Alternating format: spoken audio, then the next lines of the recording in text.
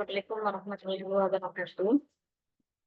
Ini kita akan masuk ke materi mengenai hazard analytical critical control point atau biasa juga disingkat dengan HACCP. Jadi apa tujuannya kita melakukan eh, HACCP ini? Yaitu untuk memastikan bahwa proses produksi berjalan dengan baik dan untuk menjamin keamanan pangan.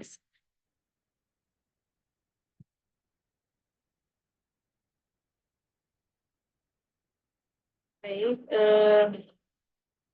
ini hasil analytical critical control point.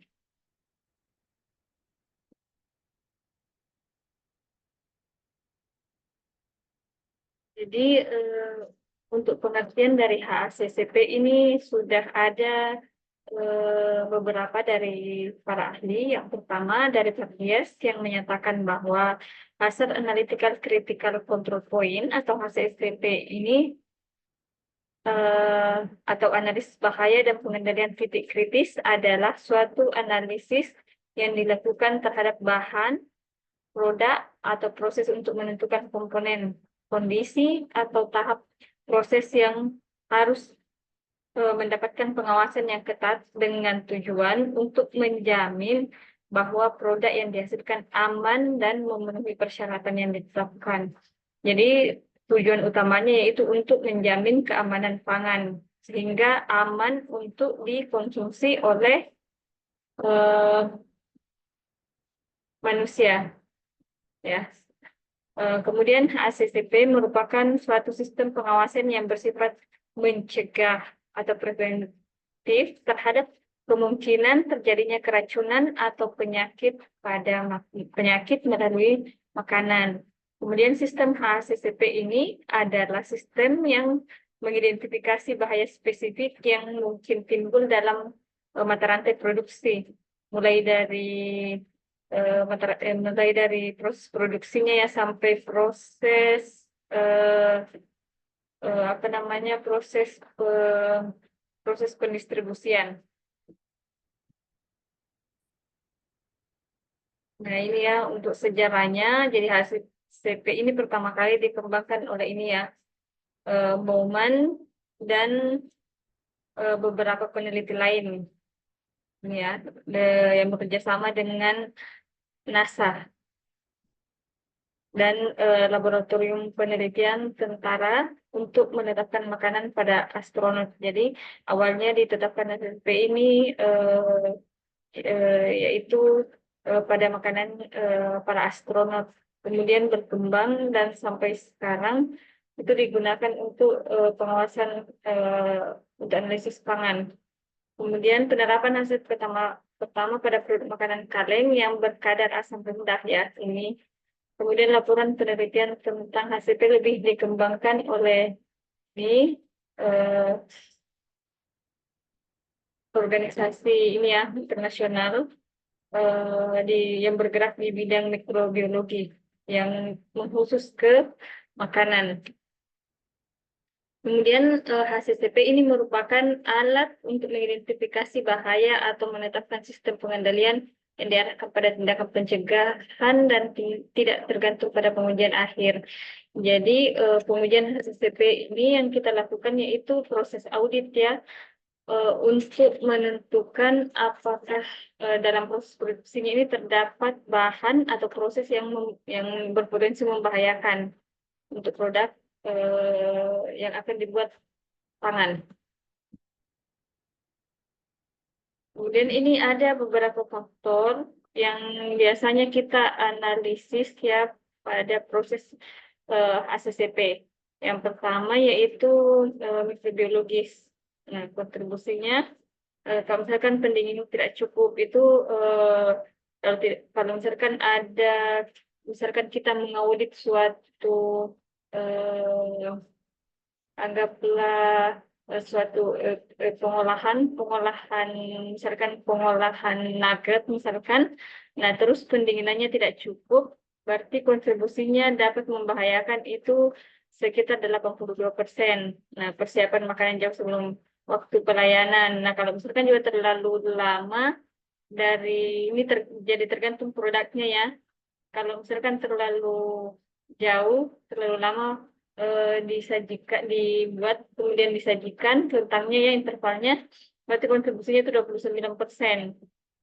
Begitu seterusnya, penyimpanan panas tidak cukup. Kalau misalkan kita menilai penyimpanannya untuk yang panas tidak cukup, berarti kontribusinya 27%. Nah, pekerja terinfeksi dan higiene personel yang buruk, kalau misalkan ada karyawan yang sakit, berarti kontribusi membahayakan itu sekitar 26%. Pemanasan kembali tidak cukup. Nah, kalau misalkan ada tergantung dari produknya ya, kalau misalkan eh, yang misalkan harus dipanaskan dan tidak cukup, itu kontribusinya 25%. Nah, ini ya, termasuk penggunaan sisa, pemasaran pemasaran tidak cukup ya, pembahasan peralatan yang kurang baik. Jadi ini nilai-nilainya semua ya. Jadi nanti akan kita terapkan di praktikum. Kontaminasi silang menggunakan bahan mentah yang terkontaminasi, sumber-sumber tidak aman. Jadi akan kita nilai nanti ya. Kemudian faktor yang kedua, ada yang yaitu kimia dan racun. Nah, kalau misalkan wadah dan peralatannya masak beracun itu kontribusinya 4%. Kemudian aditif kimia dengan tujuan tertentu, misalkan penambahan bahan sintetik yang terlalu tinggi, misalkan kontribusinya itu 2%. Aditif kimia tanpa sengaja, kontribusinya 1% membahayakan ya. Kemudian hasil itu dapat diterapkan pada seluruh mata rantai produksi makanan, mulai dari produksi sampai konsumen akhir. Jadi mulai dari hulu sampai hilir ya. Jadi mulai dari proses produksinya sampai sampai ke tangan konsumen. Kemudian selain meningkatkan keamanan pangan, keuntungan lain HCCP adalah penggunaan sumber daya secara lebih baik dan pemecahan masalah lebih tepat. Kemudian pendekatan HACCP terutama diarahkan pada makanan-makanan yang mempunyai risiko tinggi sebagai penyakit dan keracunan, yaitu makanan yang mudah terkontaminasi oleh bakteri mikrobiologi dan kimia dan fisik terutama. Ini kita ya sangat penting di bidang untuk produk peternakan karena kita termasuk di sini ya mulai dari daging, susu, telur itu rentan terkena bahaya yang disebabkan oleh mikrobiologi, kimia dan fisik. Jadi memang di di bidang kita di produk-produk pangan hasil ternak itu memang harus eh, dibutuhkan HCCP, pengawasan kontrol HCCP ya.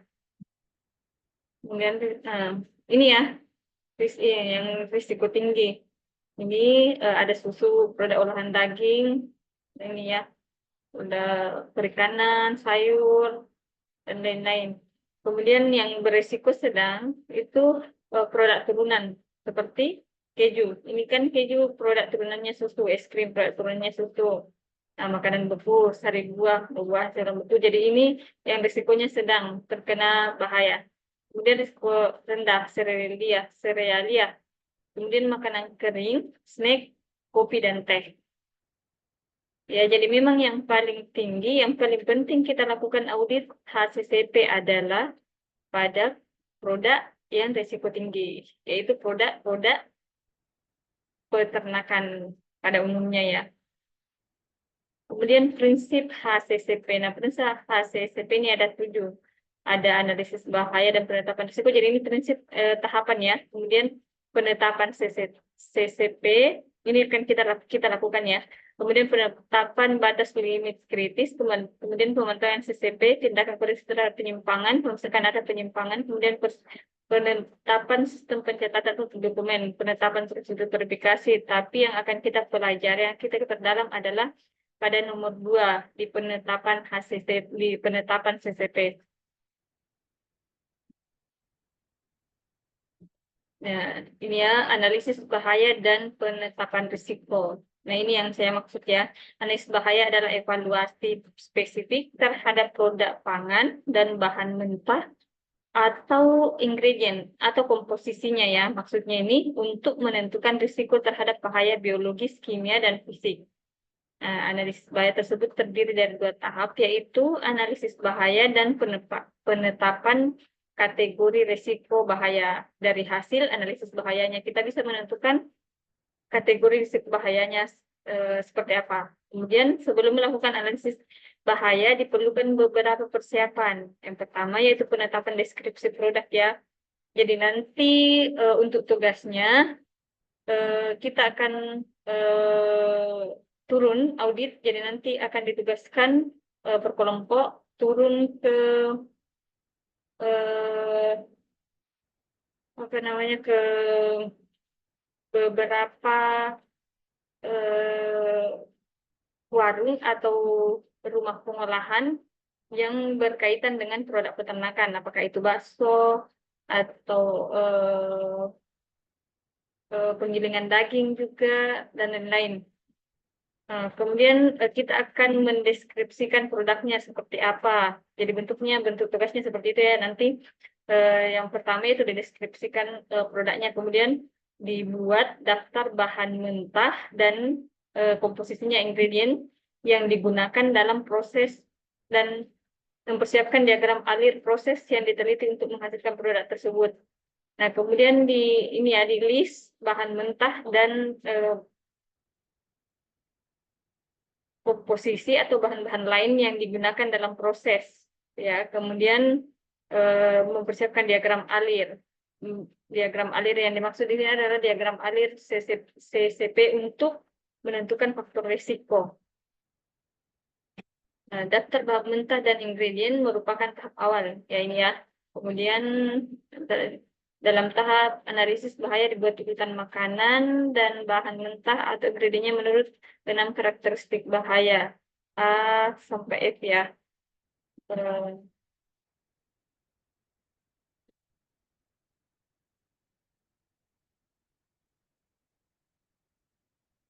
ini, nah, ini ya A sampai F. Jadi nanti dibuat analisis urutan makanannya ya dari bahan mentah dan komposisinya. Nanti dikelompokkan berdasarkan karakteristik bahannya dari A sampai F. Ini ya, kelompok bahaya A itu karakteristik bahaya, kelompok produk khusus terdiri dari produk non steril yang ditujukan untuk konsumen berisiko tinggi seperti bayi, orang tua, orang sakit. Jadi tergantung nanti produk apa yang di audit.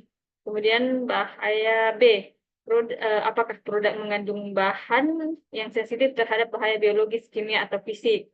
Misalkan pada saat kita audit, kita menemukan bahan yang membahayakan, misalkan penggunaan formalin atau bahan-bahan lain yang berpotensi membahayakan konsumen. Kemudian bahaya C, ini di dalam proses produksi tidak terdapat tahap yang tepat membunuh mikroorganisme bahaya. Misalkan pada proses tersebut harusnya dilakukan pemanasan, tetap tidak dilakukan pemanasan. Berarti itu masuk di bahaya C. Kemudian mencegah atau menghilangkan bahaya kimia atau fisik. Nah, kemudian yang masuk kategori D, produk memungkinkan mengalami pencemaran kembali setelah pengolahan sebelum pengemasan. Nah, jika diprediksi, misalkan produknya disimpan sembarang tempat atau tidak higienis penyimpanan produknya, itu bisa masuk ke bahaya D. Kemudian bahaya E, kemungkinan dapat terjadi kontaminasi kembali atau penanganan yang salah selama distribusi, penjualan atau penanganan oleh konsumen, sehingga produk menjadi berbahaya bila dikonsumsi. Jadi nanti dinilai apakah pada saat proses distribusinya itu membahayakan, apakah alat pengangkutannya atau tempat penyimpanannya pada saat diangkut itu kurang bagus, kurang higienis, itu bisa masuk ke bahaya E. Kemudian bahaya F, tidak ada proses pemanasan setelah pengemasan atau waktu dipersiapkan di rumah yang dapat memusnahkan menghilangkan bahaya biologis, atau tidak ada cara bagi konsumen untuk mendeteksi, menghilangkan atau menghancurkan bahaya kimia atau fisik. Jadi ini harus ada petunjuknya ya. Kalau misalkan eh, ini tidak ditentukan apa namanya produk tidak dijelaskan, tidak dilakukan juga proses pemanasan atau pengemasan, eh, yang dapat membahayakan konsumen, itu berarti masuk di kategori bahaya F. Nah, untuk tandanya ya, untuk ininya makanan diberi tanda positif jika mempunyai karakteristik bahaya dan nol jika tidak menunjukkan karakteristik berbahaya. Karena urutan karakteristik tersebut berlaku untuk mikrobiologis, kimia, dan fisik. Jadi ini sangat cocok untuk produk-produk peternakan ya, untuk audit produk-produk peternakan. Ini tadi kemudian ini ya karakteristik bahaya. Nah, dari sini tadi kita bisa apa namanya mengelompokkan karakteristik bahayanya seperti apa, tingkat bahayanya seperti apa. Jadi kalau nol ini tidak ada bahaya ini ya diisi nol tidak mengandung bahaya. Kemudian untuk kategori risiko pertama dia kita pakai plus 1, berarti dia mengandung bahaya B sampai F. Nah, untuk kategori 2 maksud saya, ini mengandung bahaya B sampai F. Ya, nah, mengandung ini yang tadi 1, 2, 3, 4, 5. Jadi tergantung ya, tergantung banyaknya bahaya yang ditemukan pada audit mulai dari proses produksinya ya. Jadi ini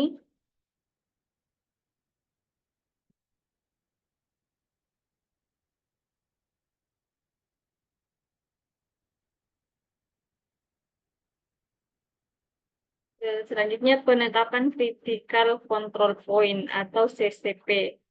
Nah, setelah kita menilai kategori risikonya, kita lanjut ke penetapan CCP-nya.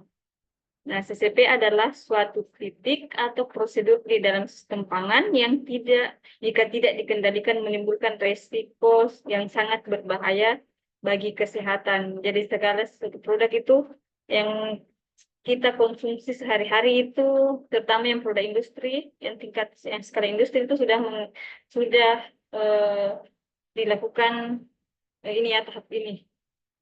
Kemudian CCP ditetapkan pada setiap proses mulai dari produksi, pertumbuhan dan pemainan, penerimaan dan penanganan ingredient, pengolahan, pengemasan, distribusi sampai konsumsi.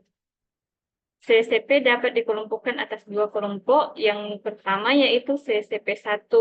Nah, CCP1 ini adalah CCP yang dapat dikendalikan untuk menghilangkan atau mencegah bahaya. Jadi bisa diminimalisir. Misalkan untuk produk pangannya, misalkan ter, ter, ter, terkena, misalkan pada produk susu ya, kita dapat melakukan pasteurisasi untuk menghilangkan bakteri-bakteri patogen yang ada di dalam susu tersebut. Kemudian CCP2 adalah CCP yang dapat dikendalikan untuk mengurangi bahaya tetapi tidak dapat menghilangkan atau mencegah bahaya. Nah, oke, ini ya seperti ini penetapan CCP. Jadi ini yang akan kita lakukan nanti di praktikumnya. Jadi nanti praktek lapangannya praktek mandiri. Eh, ini pertanyaannya ada beberapa. Nah, ini caranya kita mengaudit.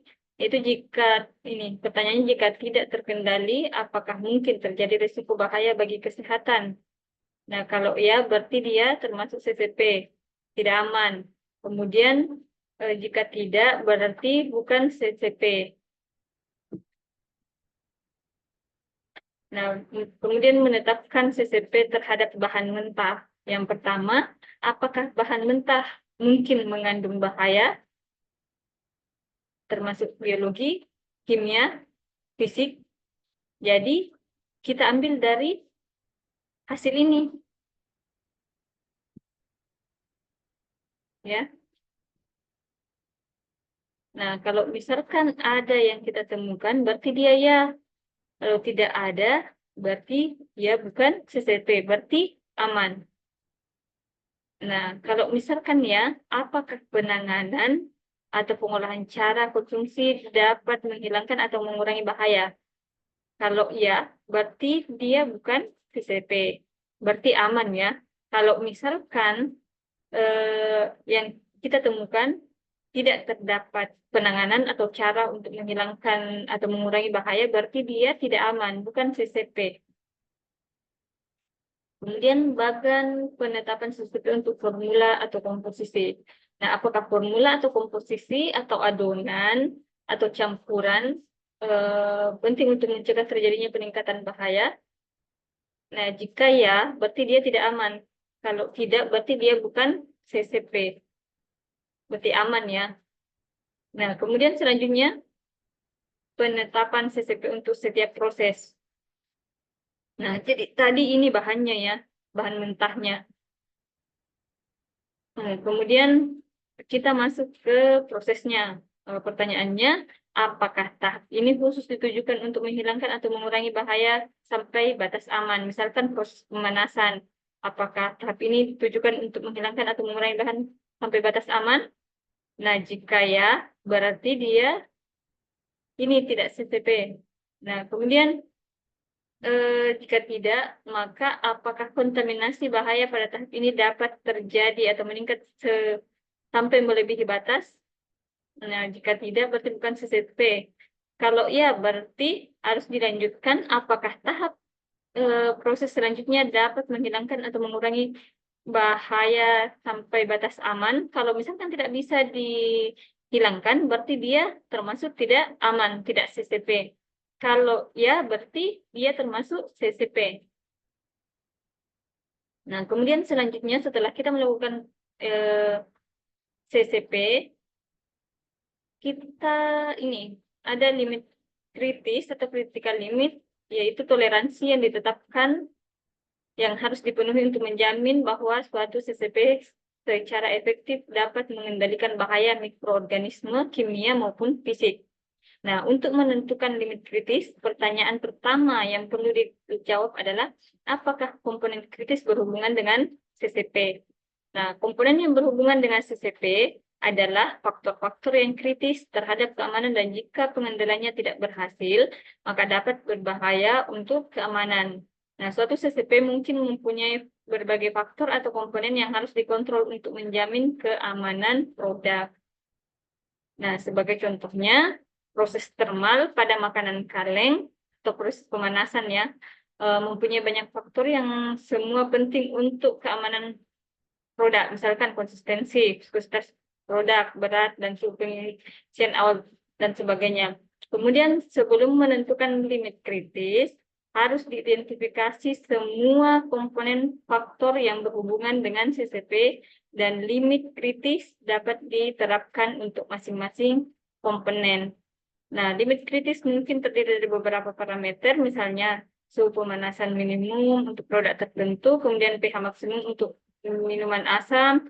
Jadi sebelum kita melakukan CCP audit, ini kita harus terlebih dahulu mengetahui standar-standarnya produk yang akan kita audit, bagaimana berapa standar pH-nya, berapa keasamannya, suhu penyimpanannya harusnya seperti apa, seperti itu ya. Kemudian kriteria yang umum digunakan menentukan limit kritis yaitu suhu, waktu kelembapan, AW, aktivitas air ya ini, kemudian pH, derajat keasaman, bahkan pengawet, konsentrasi garam, klorin, dan viskositas jadi tergantung masing-masing produknya. Kemudian pemantauan limit kritis CCP. Aktivitas pemantauan adalah sistem hasil menentukan keberhasilan sistem. Jadi ini ya pemantauan limit kritis ini sangat menentukan keberhasilan sistem.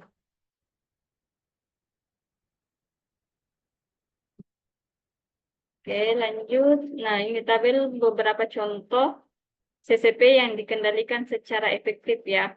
Nah, jenis CCP pasteurisasi, pengendalian yang dapat dicapai secara efektif yaitu membunuh sel vegetatif. Kemudian penggunaan wadah yang tepat untuk makanan berasam tinggi, mencegah keracunan logam. Kemudian pendinginan pada 10 derajat Celcius atau kurang. Ini mencegah pertumbuhan mikroba ini ya, yang bersifat proteolitik, yang tahan terhadap protein. Pengemasan makanan kaleng sampai pH 4,6. Nah, ini untuk mencegah pertumbuhan bakteri patogen. Kemudian mengeringkan makanan sampai kadar airnya 0,86 atau kurang. Ini juga mencegah pertumbuhan bakteri patogen. Kemudian ada beberapa contoh CCP yang dikendalikan ya. Nah, kemudian kolektor pemecahan tulang logam dan batu ini mengurangi bahaya pada makanan. Kemudian sortasi kacang tanah, pembuangan jeroan, pencucian sensitif ladang. Jadi ini ada target atau yang dapat dicapai ya. Ini kalau misalkan dilakukan pembuangan jeroan, berarti dia dapat mengurangi pencemaran bakteri patogen enterik pada daging sapi atau unggas ya. Kemudian mengurangi pencemaran produk selama pengemasan. Kalau misalkan dilihat dilakukan pencucian dan sanitasi peralatan. Nah, tahapan penetapan HACCP yang pertama yaitu pembentukan tim HACCP, kemudian deskripsi produk, identifikasi penggunaan konsumen, penyusunan bagan alir seperti yang kita jelaskan tadi ya di bagan CCP-nya. Kemudian pemeriksaan bagan alir pada pabrik. Kemudian ini lanjutannya identifikasi bahaya pada setiap tahap dan cara pencegahannya, penetapan CCP, penetapan batas kritis dan toleransi untuk setiap CCP, ini yang sudah saya jelaskan sebelumnya. Kemudian penentuan sistem atau tindakan pemantauan pada setiap CCP, dokumentasi, kemudian ada penyimpangan, tindak koreksi, kemudian ada verifikasi.